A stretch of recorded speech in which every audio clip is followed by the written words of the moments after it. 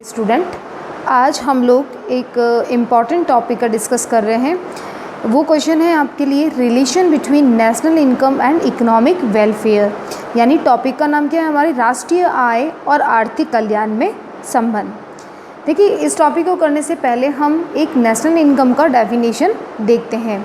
National income का definition क्या है कि national income which estimate measures the value of commodities and services turn out during a given period counted without duplication। And ये definition है वो दी है national income committee of India ने। यानी कि वो अपनी इस डेफिनेशन में क्या कहना चाहते हैं कि राष्ट्रीय आय का अनुमान किसी भी दी हुई एक टाइम पीरियड यानी कि एक समय अवधि, एक फाइनेंशियल ईयर की बात किया जा रहा है जहाँ पे वस्तुओं और सेवाओं के उत्पादन की जो मात्रा है वो बिना किसी दोहरी गणना के हम मेज़र कर सकते हैं, तो वो आपकी क्या कहलाएगी, राष्ट्रीय आय।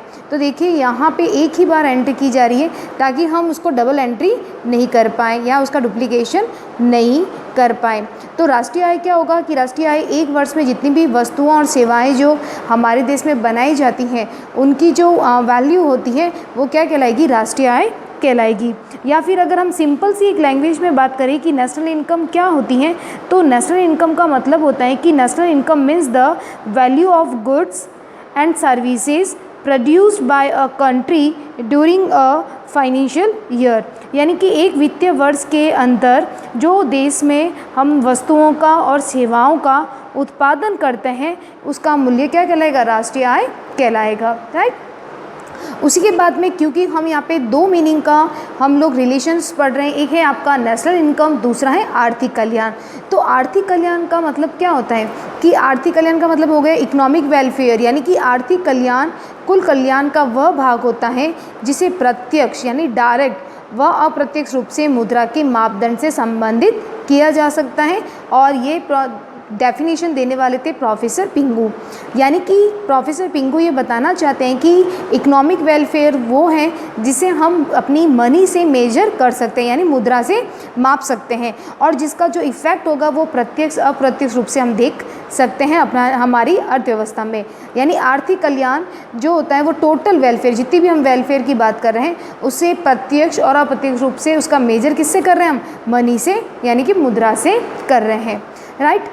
इस क्वेश्चंस को जब हम एग्ज़ाम में अटेंड करते हैं तो यहाँ पे दो मीनिंग पूछा गया है, राष्ट्रीय आय और आर्थिक कल्याण। तो हमने इस दोनों की डेफिनेशन को यहाँ पे क्लियर किया है। अब जबकि हमारा क्वेश्चन पूछा जा रहा है कि रिलेशन बिटवीन यानी नेशनल इनकम और इकोनॉमिक वेलफेयर में क्या रिलेशन है, आपको ये इस क्वेश्चन में बताया जा रहा है कि नेशनल इनकम इंक्रीज़ हो रही है या डिक्रीज़ हो रही है, यानी कि आपके देश में राष्ट्रीय आय चाहे वृद्धि हो चाहे कमी हो उससे आपके आर्थिक कल्याण पे क्या इफ़ेक्ट आएगा उसके बारे में ये बात कर रहा है।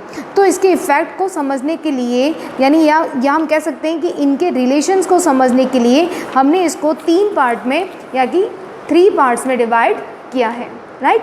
तो हम कह सकते हैं कि राष्ट्रीय आय और आर्थिक कल्याण के संबंध को क्वेश्चन का आंसर लिखने के लिए हम इसे 3 पार्ट्स में डिवाइड किया है। राइट।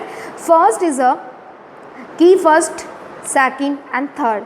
फर्स्ट इज़ क्या है कि राष्ट्रीय आय के आकार में परिवर्तन और आर्थिक कल्याण, यानी कि change in the size of national income and economic welfare. यानी कि पहला क्या कह रहा है कि राष्ट्रीय आय में के आकार यानी कि राष्ट्रीय आय के साइज चाहे वो ज़्यादा हो चाहे कम हो उससे आपके आर्थिक कल्याण पे क्या इफेक्ट आएगा। राइट। दूसरा आपका पॉइंट कह रहा है कि राष्ट्रीय आय का वितरण यानी राष्ट्रीय आय के वितरण में परिवर्तन व आर्थिक कल्याण, यानी कि change in the distribution of national income, यानी कि राष्ट्रीय आय का जो आप डिस्ट्रीब्यूशन कर रहे हो आपकी कंट्री में, देश में, उससे आर्थिक कल्याण पे क्या इफेक्ट आएगा। यानी कि जो राष्ट्रीय आय हमारे देश में आती है वो अमीर को ज़्यादा दी जा रही है या गरीबों को ज़्यादा दी जा रही है, तो इससे हमारे आर्थिक कल्याण पे क्या इफेक्ट आएगा उसके बारे में। और थर्ड हमारा है कि राष्ट्रीय आय में स्थायित्व, यानी कि stability in national income. Stability का मतलब हो गया कि ना तो ज़्यादा है ना कम, यानी कि एक स्थिर बनी हुई है आपकी राष्ट्रीय आय देश की। तो हमें इस क्वेश्चन का आंसर लिखने के लिए हमने इसे 3 पार्ट्स में डिवाइड किया है, तो हम 1 बाय 1 इसका स्टडी करेंगे। तो फर्स्ट ऑफ ऑल भी बात करते हैं कि पहले पॉइंट की, जिसमें हमें इंपॉर्टेंट वर्ड क्या दे रखा है, आकार, यानी क्या चेंज हो रहा है, राष्ट्रीय आय का आकार चेंज हो रहा है, यानी कि साइज चेंज हो रही है। राइट।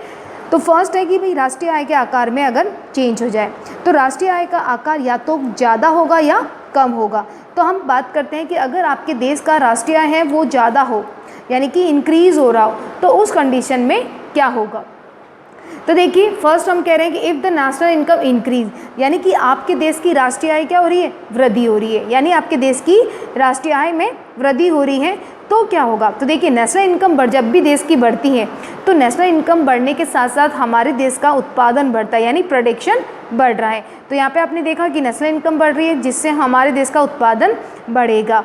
देखिए ऐसा इसलिए होता है कि जब देश का राष्ट्रीय आय बढ़ती है तो आप देखते हैं कि हर जो इकोनॉमिक है वो बूम पीरियड में आ जाते हैं, यानी बहुत ज़्यादा तेज़ी काल आ जाता है जिसमें डिमांड बढ़ती है, आपकी मांग बढ़ती है, और जब डिमांड बढ़ती है तो प्रोडक्शन ऑटोमेटिकली क्या होता है, बढ़ता है। चाहे वो हम एक्सपोर्ट करने वाले प्रोडक्शन कर रहे हैं या चाहे हम डोमेस्टिक जो घरेलू उद्योग हैं उसको बढ़ा रहे हैं। तो जब भी राष्ट्रीय आय बढ़ती है तो हम क्या बढ़ा रहे हैं, अपना प्रोडक्शन बढ़ा रहे हैं। जब प्रोडक्शन बढ़ता है तो सिर्फ एक ऑनर काम नहीं करता, उसके साथ में बहुत सारे लोग, उनके ग्रुप जो होते हैं वो काम करता है। तो हम कह सकते हैं कि एम्प्लॉयमेंट भी बढ़ेगा, यानी जब उत्पादन बढ़ता है तो साथ साथ रोजगार भी बढ़ेगा।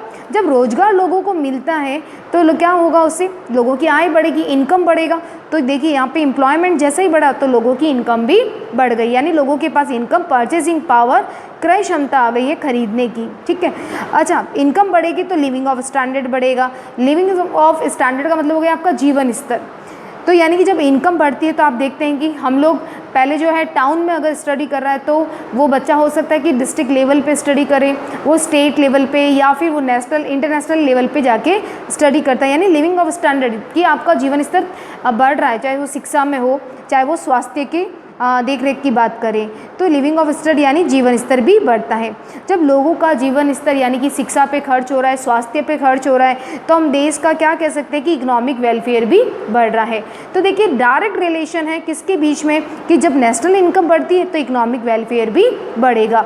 तो ये क्या प्रेजेंट कर रहा है कि direct relation between national income and economic welfare. तो किसके बीच में डायरेक्ट रिलेशन है कि आपका नेशनल इनकम इंक्रीज हो रहा है तो आपका इकोनॉमिक वेलफेयर भी इंक्रीज हो रहा है, राइट। इसके बिल्कुल ऑपोजिट बात करते हैं, if your national income decrease, अगर आपकी कंट्री का नेशनल इनकम कम हो रहा है, आपके देश का नेशनल इनकम बिल्कुल नहीं बढ़ रहा है, तो आप इस कंडीशन में क्या होगी, तो नेशनल इनकम कम होगा तो जाहिर है कि हम पी यानी प्रोडक्शन भी कम होगा, ई यानी एम्प्लॉयमेंट भी कम होगा। बिल्कुल इसका ऑपोजिट है, हमें यहाँ पे बताना है। एम्प्लॉयमेंट कम होगा, लोगों को रोज़गार नहीं मिलेगी, तो लोगों को रोज़गार नहीं मिलने पर देखिए इनकम भी नहीं मिल पाएगी, तो इनकम भी नहीं मिलेगा। और ये लिविंग ऑफ स्टैंडर्ड जो लोगों का है, जो शिक्षा स्वास्थ्य पे हम खर्च कर रहे थे या हम जो इम्पोर्ट करने वाले प्रोडक्शन को यूज़ कर रहे थे वो सब नहीं कर पाएंगे, और जिससे हमारा इकोनॉमिक वेलफेयर क्या हो जाएगा, लो हो जाएगा, यानी डाउन और चला जाएगा।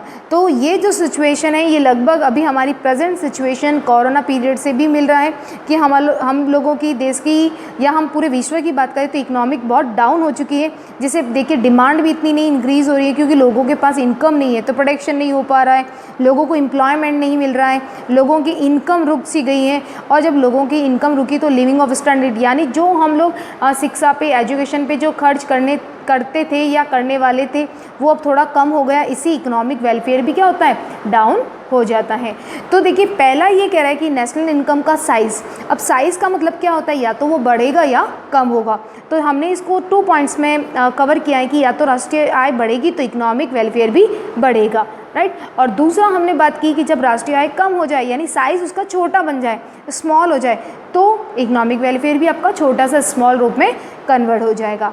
बट कुछ ऐसे अपवाद हैं जिसकी वजह से हम बात करते हैं कि नेशनल इनकम देश का बढ़ रहा है लेकिन आपका आर्थिक कल्याण नहीं बढ़ रहा है।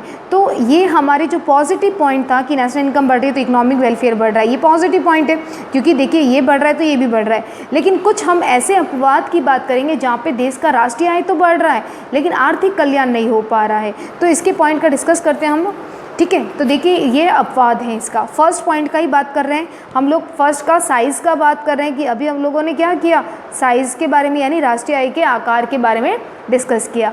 तो देखिए पहला ये है कि आय में वृद्धि के कारण जो लोगों की रुचियों में अच्छाई से बुराई की ओर चले जाना, सिंपल है कि जब देश का नेशनल इनकम ग्रोथ कर रहा है, नेशनल इनकम बढ़ रहा है, तो जो लोगों की प्रेफरेंस है, चॉइस है, वो क्या हो रही है, वो शिफ्ट हो रही है, यानी चेंज हो रही है। वो कहाँ जा रही है, वो जा रही है आपकी हो सकता है अच्छाई से, यानी कि जो अच्छी चीज़ थी वो एविल यानी बुराई की ओर जा रही है। इसका अगर हम एग्जाम्पल बात करें कि इसके एग्जाम्पल क्या हो सकता है, जैसे हम बात करें कि जो लोग हैं आर्थिक कल्याण में कमी किस वजह से आएगी, जैसे लोगों की इनकम बढ़ी, ठीक है, और लोगों की इनकम बढ़ने पर लोगों ने क्या किया, स्मोकिंग करना स्टार्ट कर दिया, ठीक है, अल्कोहल यूज़ करने लग गए, शराब का यूज़ करने लग गए, या फिर हम कह सकते हैं कि वो ऐसे कार्य में अपना पैसा लगाने लग गए जिससे कि उनके स्वास्थ्य पे नेगेटिव इफ़ेक्ट आ रहा है, ठीक है।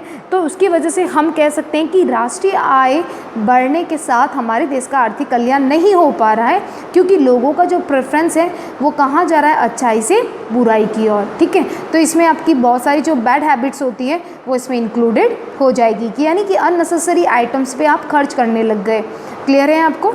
सेकंड पॉइंट की बात करते हैं कि राष्ट्रीय आय में वृद्धि के स्रोत, यानी कि सोर्सेज ऑफ नेशनल इनकम, यानी आपका जो नेशनल इनकम जो है वो इंक्रीज़ हो रहा है, नेशनल इनकम इंक्रीज़ हो रहा है, लेकिन उसके लिए जो आप सोर्सेज काम में ले रहे हो, यानी कि जो आप उपयोग में जो स्रोत ले रहे हो, जो आप काम में ले रहे हो, वो आप गलत ले रहे हो। जैसे फॉर एग्जांपल बात करते हैं कि हमारे देश का नेशनल इनकम बढ़ रहा है क्योंकि हम लोगों ने कम जो वेजेस पे करके अब बच्चों को और महिलाओं को फैक्ट्रियों में लगा दिया है, जबकि आप जानते हैं कि 14 ईयर्स से जो बच्चे छोटे होते हैं उनको हम फैक्ट्री में नहीं लगाते हैं।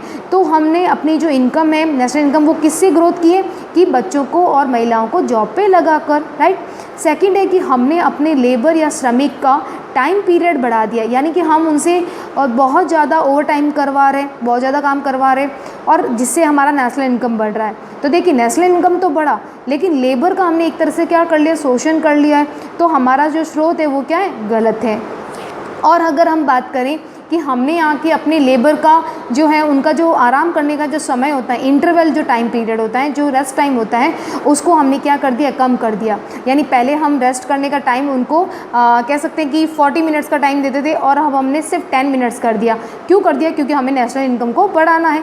तो इससे हमारा नेशनल इनकम तो बढ़ रहा है, लेकिन लोगों का शोषण करके हम आर्थिक कल्याण में वृद्धि नहीं कर पाएंगे।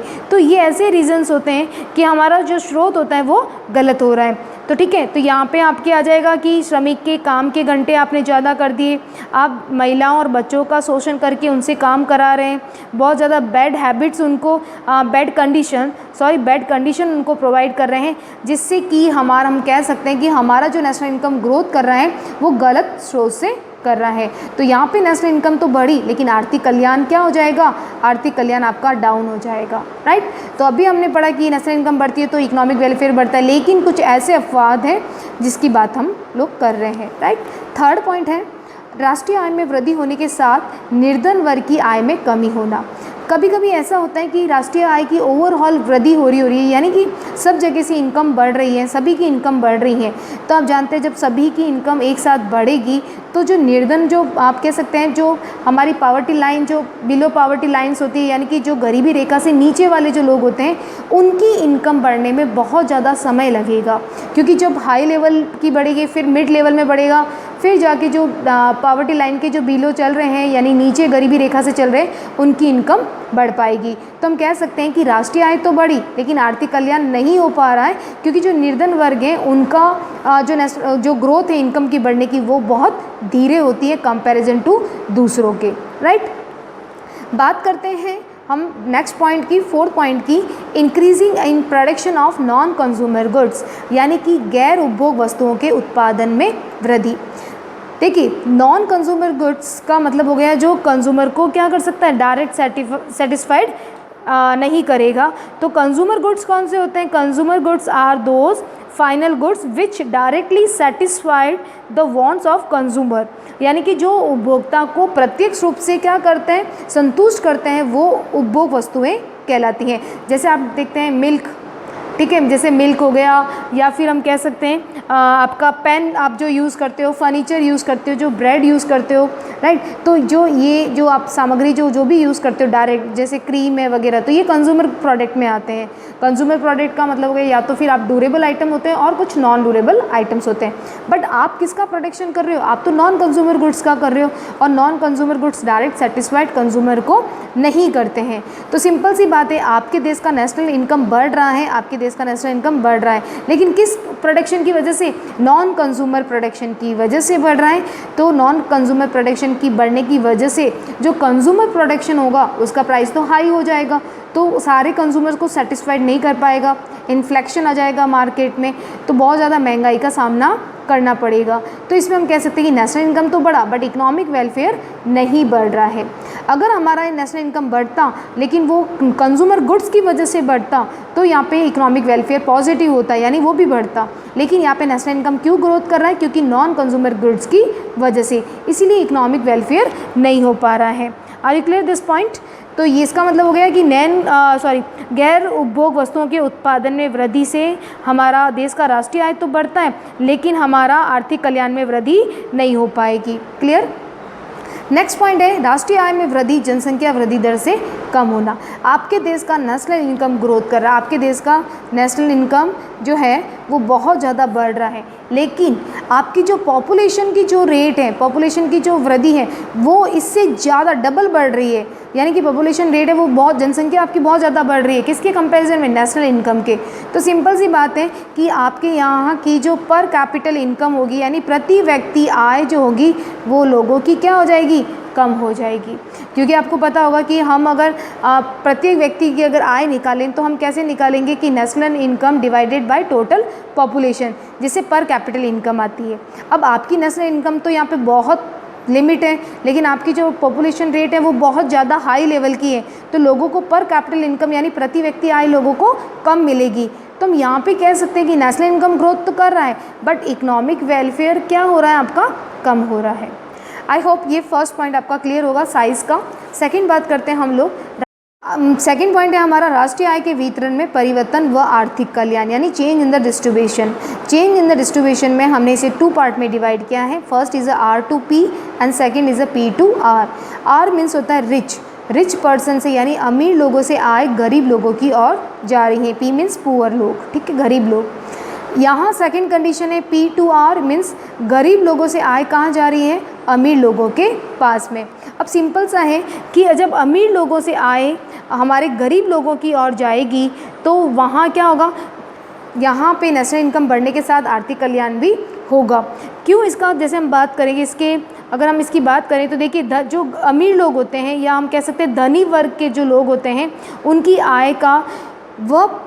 आय का वह हिस्सा जो वो खर्च नहीं करना चाहते हैं, और वो पैसा अगर हम गरीब लोगों को दे दें तो इससे नेशनल इनकम बढ़ने के साथ साथ आर्थिक कल्याण भी बढ़ेगा, क्योंकि वो अपनी आय का वो हिस्सा नहीं खर्च कर रहे हैं और वो हमने निर्धन वर्ग को ट्रांसफ़र कर दिया है, तो इससे हमारा आर्थिक कल्याण क्या होगा? बढ़ेगा। तो निर्धन वर्ग को अधिक उपभोग कार्य में, क्योंकि जो पुअर लोग हैं वो अपने आवश्यकता की वस्तु भी नहीं खरीद पा रहे थे, अब वो खरीद पाएंगे।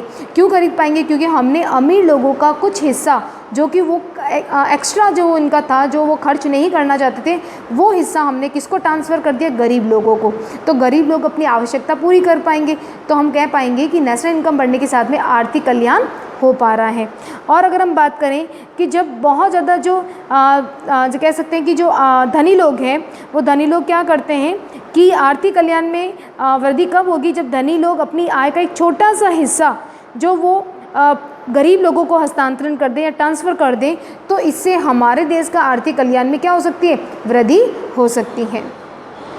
बात करते हैं सेकंड की, लेकिन यहाँ पे कुछ ऐसे अजम्पशन है, जैसे फॉर एग्जांपल हमने अमीर लोगों का पैसा निकाल कर गरीब लोगों को दे दिया, लेकिन जो गरीब लोग हैं वो इस पैसे का मिस यूटिलाइजेशन करते हैं, यानी कि उन्होंने इसका पैसे का यूज़ अल्कोहल शराब पीने में, या उन्होंने सिगरेट यूज़ करने में, या कुछ अननेसेसरी ऐसे प्रोडक्ट यूज़ करने में लगा दिया है जो कि इनलीगल भी है।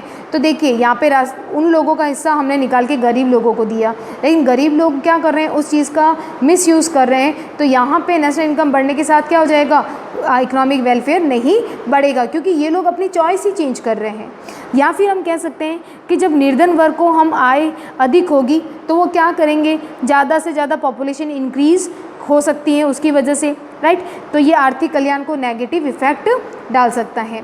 और अगर बहुत ज़्यादा हम कह सकते हैं कि निर्धन वर्ग को वो इतने इनलिटरेट होते हैं, यानी अब हम कह सकते हैं कि वो निरक्षर साक्षर नहीं होते हैं, तो उसकी वजह से ये लोग अपना पैसा कहाँ लगाते हैं कि जो इन्वेस्टमेंट करने से हमको रिटर्न अच्छा मिलता है वहाँ वो नहीं लगाकर अननेसेसरी रूप से वो पैसा कहीं मिसयूज़ करते हैं। तो नेशनल इनकम बढ़ने के साथ में हमारा आर्थिक कल्याण नहीं बढ़ेगा। तो निर्धन वर्ग की जब भी आय बढ़ती है किंतु वो उसका ढंग से उपभोग नहीं कर पाते हैं, यानी कि अपने बच्चों को नहीं पढ़ाते हैं, या वो कह सकते हैं कि शिक्षा पे खर्च नहीं करते हैं, स्वास्थ्य पे खर्च नहीं करते हैं, तो इससे आर्थिक कल्याण पे नेगेटिव इफेक्ट आएगा। तो देखिए आपने इस पॉइंट को पहले पॉजिटिव लिखना है, फिर उसके क्या करना है, नेगेटिव पॉइंट भी समझाने हैं कि आर से पी होगा तो नेशनल इनकम बढ़ेगा, आर्थिक कल्याण भी बढ़ेगा। यानी अमीर लोगों का कुछ हिस्सा हमने किसको दे दिया, गरीब लोगों को, ठीक है। लेकिन गरीब लोग अगर उसका मिसयूज़, अलग अलग पॉइंट्स हम लिख के बताएंगे कि अगर उन्होंने मिसयूज़ किया तो नेशनल इनकम बढ़ने के साथ आर्थिक कल्याण नहीं हो पाएगा।